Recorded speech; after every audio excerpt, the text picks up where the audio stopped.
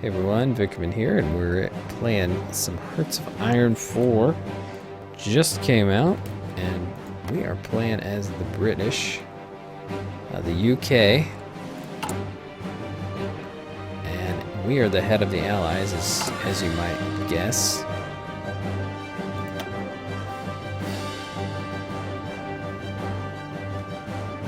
So, yes. Last time we did a whole lot of organizational stuff, which is kind of what you have to do at the start. See all our ships everywhere doing all sorts of things. We got patrollers, we got it all. We got convoy, assistance, all that sort of stuff.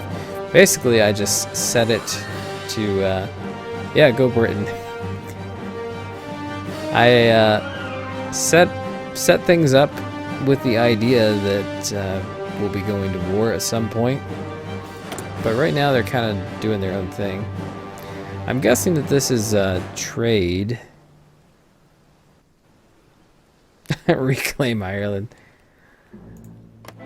That might be a little tough. Because we need 100% war tension to justify a war goal. Also, we would need to change from democracy too, because we are not allowed to attack any democracies. I guess what we ought to be doing though is figuring out if people can join the Allies.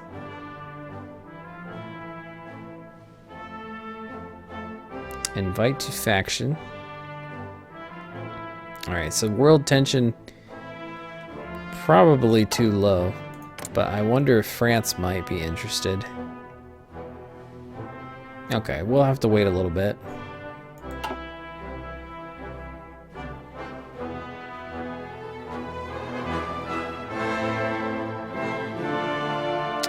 Okay, I don't... Yeah, with as low a manpower as we have,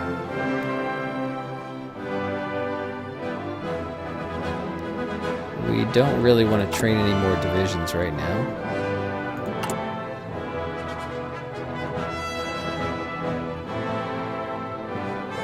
I've been playing CK2 as well.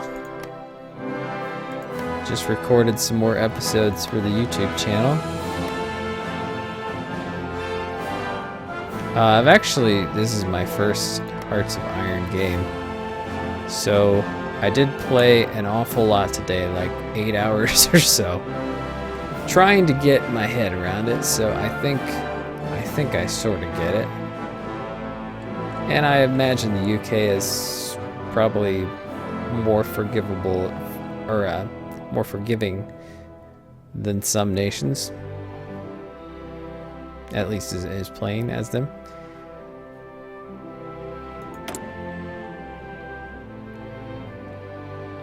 Egypt, that's fine with me. That's good. How about these air wings? We may as well assign them as well. Close, close, close. Alright. Southern England, it's kind of hard to see the border of these air regions.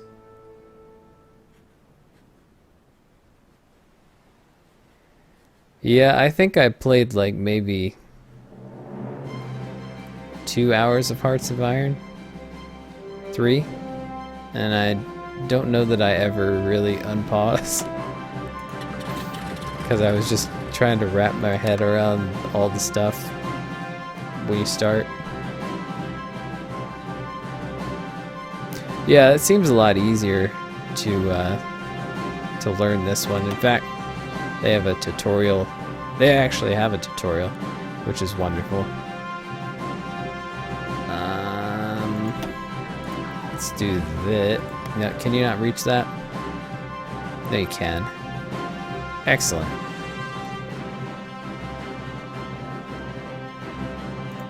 Yeah, there we go.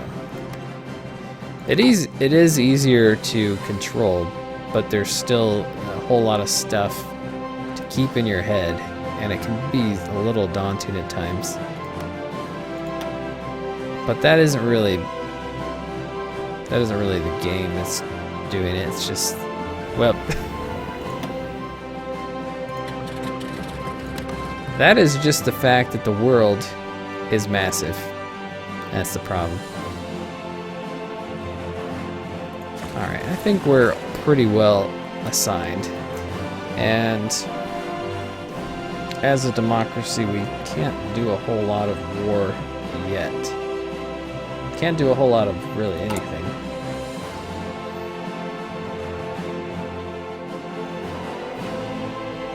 So in fact, let's speed things up.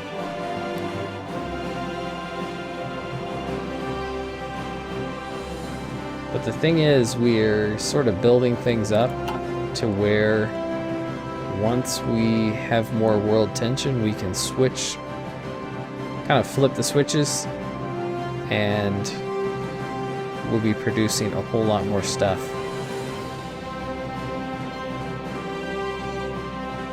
Yeah, the day and night is pretty cool. Hearts of Iron is like the only game that has the time scale where that works. Oh no! Because each tick is an hour. The king is dead. His Majesty King George V, Emperor of India, okay, has passed away. His quiet, calm, and devotion to his subjects saw the empire through both the Great War and the Great Depression. His son will assume the mantle as King Edward VIII. Long live the king. But there are already concerns that he will be too independent of thought. Whoa. Stanley Baldwin and Neville Chamberlain are preparing to ensure that he will accept direction from the Prime Minister and the Cabinet. No. He lowers national unity by 0.1% every... That is terrible.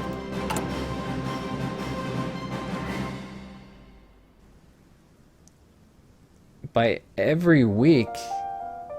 We gotta do something about this. Because if our national unity is that low, then all Germany has to do is, like, I don't know, take Gibraltar maybe, and then we'll fall.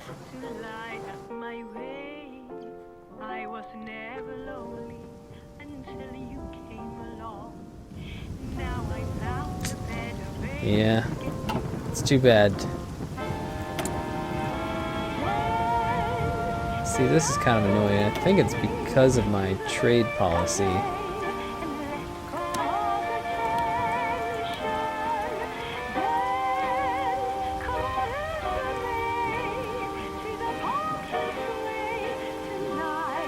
Alright, well, let's just trade with the US.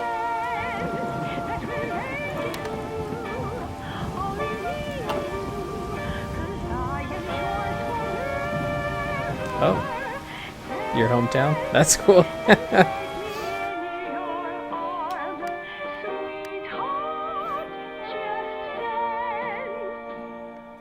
My hometown is not going to be on the map, I think. Well, that's close enough. Indianapolis.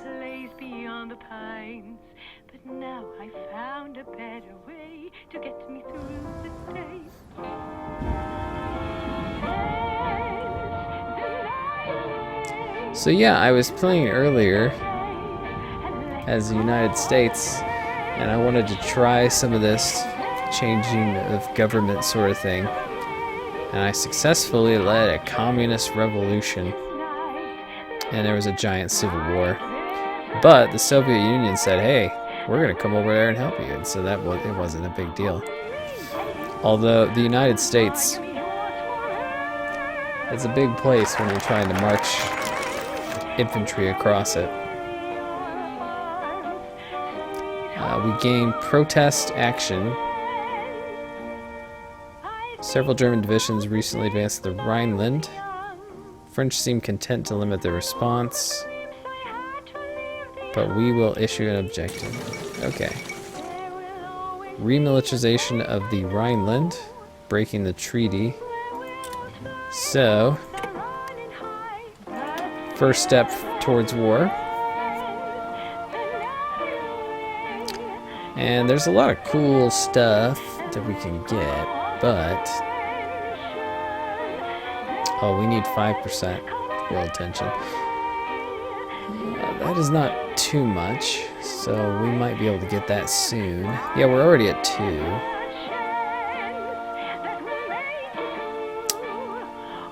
Yeah, let's go ahead and do that to try to counteract darn King Edward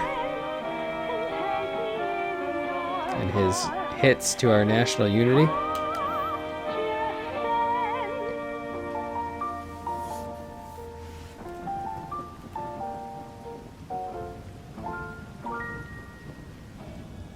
And how are you looking over here? I didn't even see.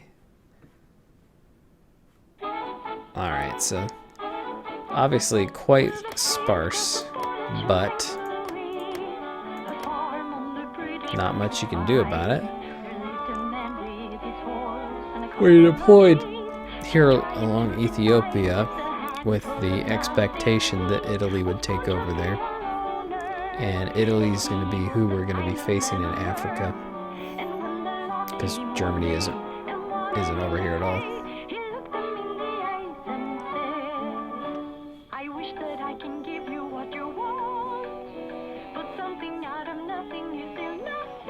Okay, all the troops over here are our vassal, which is nice. Ah, here's some guys. Singapore Fortress. That's alright. We got some destroyers. Let's do some convoy escort. Because it looks like we do have some convoys coming through. Yeah, this is a straight... Yeah, they'll be able to do a lot of good there. That makes some sense.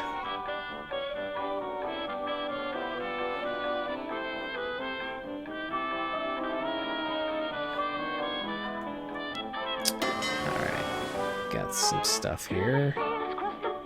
The China fleet. Just gonna put you on search and destroy there in the China Sea. Might as well give you an admiral. Oh, you're out of port. No big deal.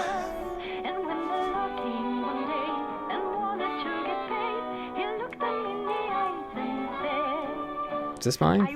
Ah. I don't want this. Light cruiser. Do we own New Zealand?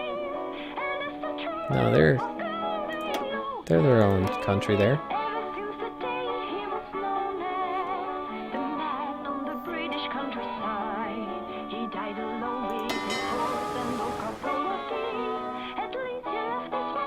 Yeah, eventually we'll probably pull these guys somewhere else. Not doing too much good here. And just 2 light cruisers is kind of a dumb composition. Alright, we got some more dockyards. Let's build some of those.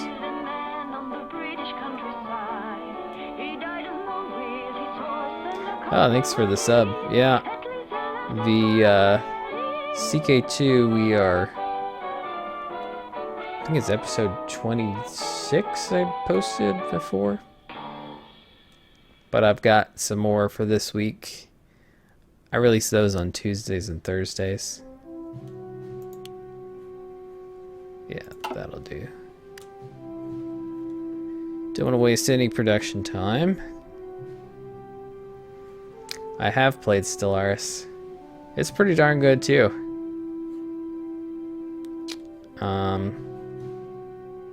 There's a series of that on YouTube as well.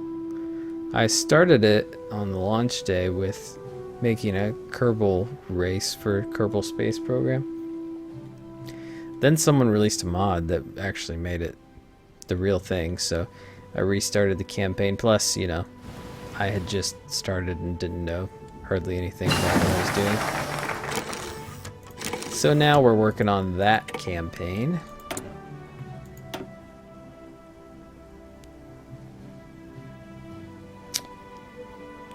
Yeah.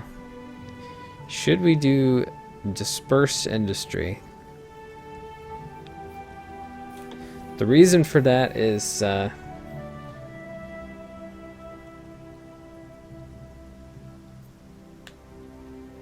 reason I'm considering dispersed industry is because we are in historical, and the whole Battle of Britain thing with bombing the factories. Germany might actually do that, as was historical.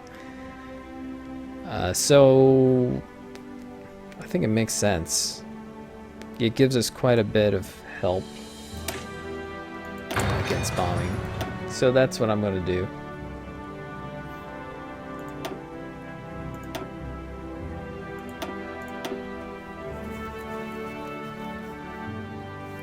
But I think for our doctrine, these you have to choose one.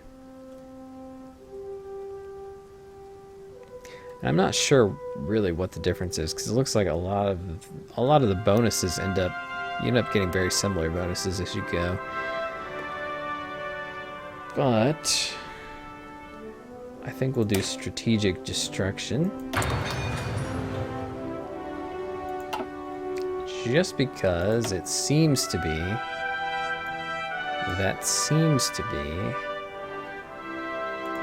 yeah, motorized infantry makes sense.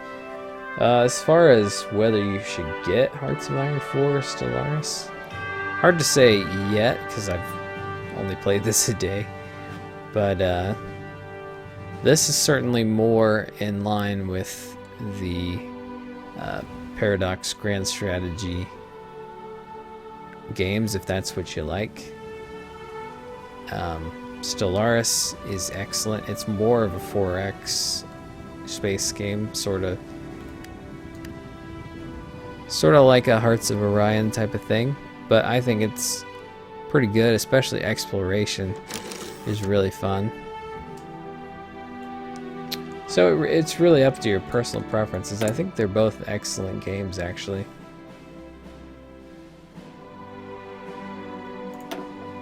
Alright. Export focus. I kind of want to go to like limited exports. But I suppose I won't.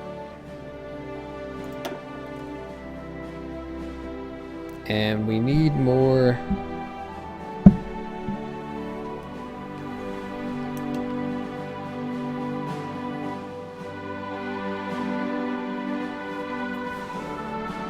We need more world tension, I think. And we need to be at war to change that. We'll want to do that for sure at some point. Let's see about a political advisor. This is how you switch your ideology, by the way. For example, if I got the fascist dude, it would start sort of an event chain and all that to bring about a fascist revolt. Or we could do communism. But what else do we have? Airbase construction. Not too worried about that. Dockyard. Political power gain plus 15%. That makes sense. Because political power is like a constant. And there are very few things that change it. So if we can get them, and get them early, we're going to get more political power over the course of the whole game. It's pretty much analogous. It's pretty much the same mechanic as Stellaris. What is it called? I think it's called Influence. Can't believe it. I don't know that off the top of my head after playing, 30 hours of the game. But it's not the words that count. It is the knowledge.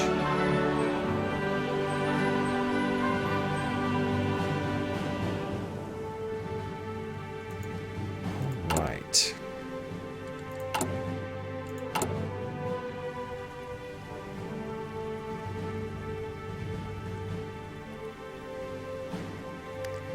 Did we ever research the new transport?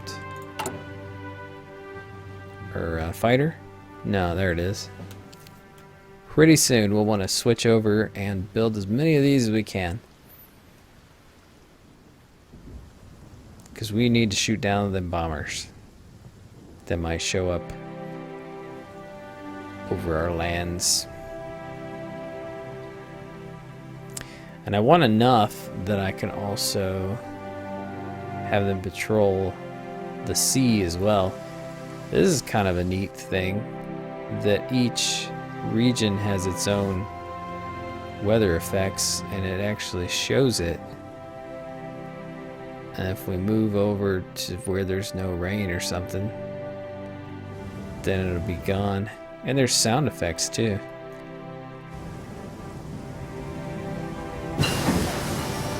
Alright. New fighter is up and running. I'm not going to worry about that stuff for now. Fleet in being. That is a strange phrase.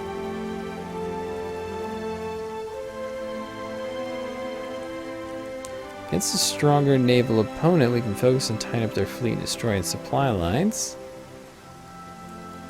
Strong focus on carriers and their support. No enemy will be outside our reach, whether on land or at sea.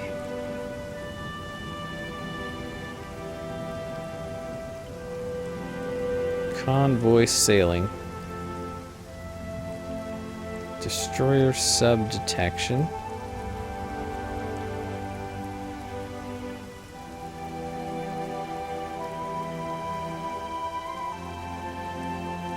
Let us, that seems relatively well. Let's go with that. And we'll do submarines next as far as our naval doctrine. Oh, can we upgrade? Well, we could build the ship in honor of good King George V. I think that's probably worth doing.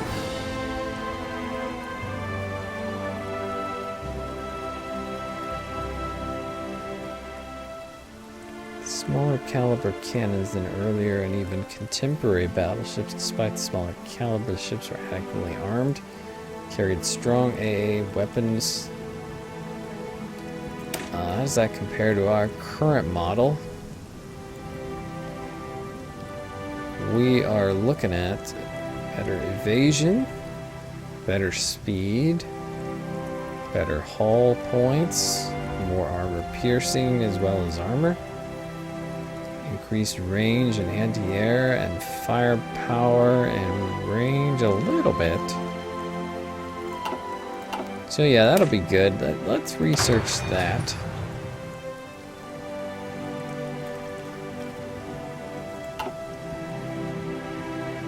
Oh, you're installing now? Great. I do recommend doing this tutorial. It's actually a pretty good tutorial.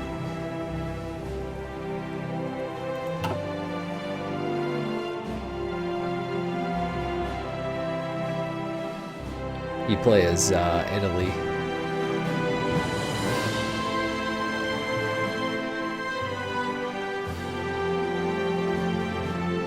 Whoops, that was paused.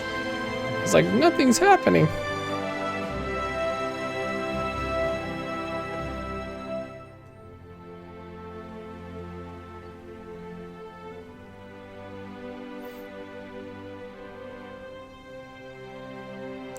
Italy is kind of nice too, because you start out at war with Ethiopia. So you actually get to do some fighting. Oh, look at this. Dust storms.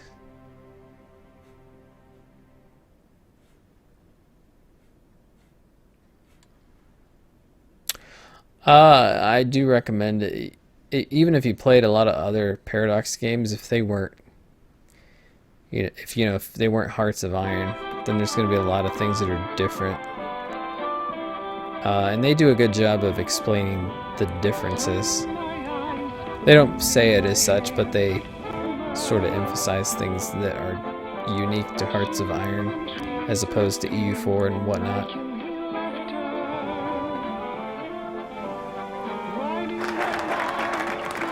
Alright, and world tension is back down to 1%, so we can't do any of this good stuff yet.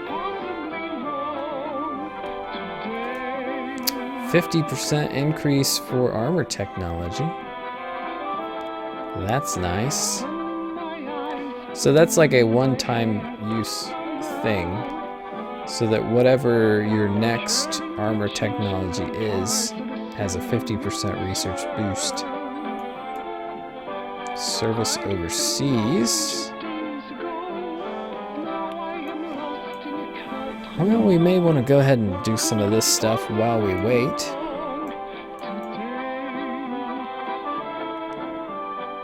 You know, we are kind of a little paranoid about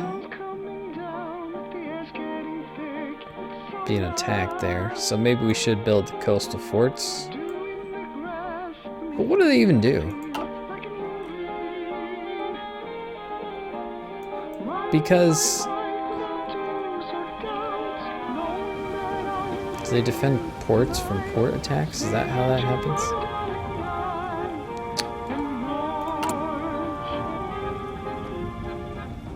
Coastal fort. Attack penalty of minus 15% for each fort level on the attacker in naval invasion combat. Okay, so if they're invading, that is actually pretty good. So I think we can wait on this because I'm not actually interested in researching a tank at the moment.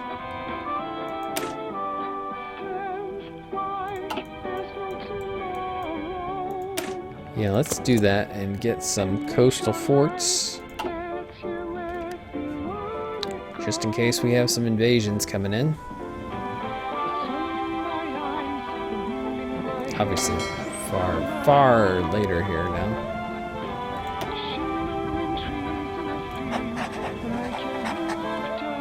The reserve fleet.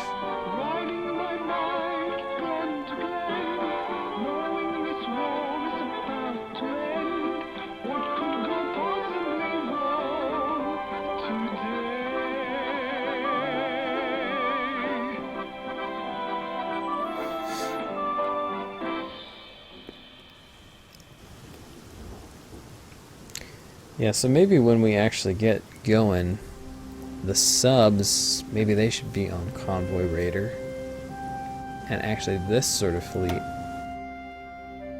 should patrol.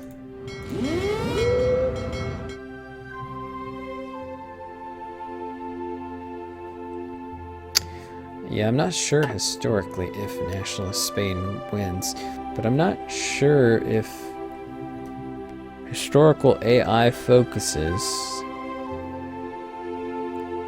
actually affect who's going to win the war.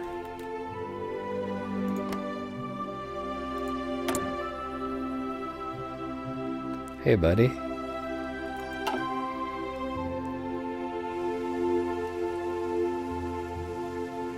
You are suffering attrition.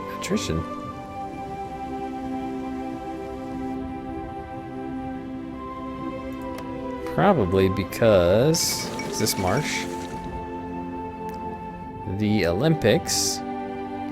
The 11th Olympics held in Berlin. 49 different nations around the world. The 1936 Summer Olympics are the first in history to enjoy limited live television coverage.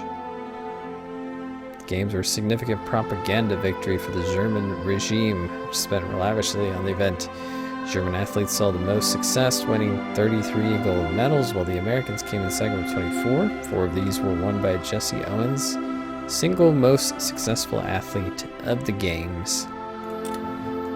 Alright, yeah.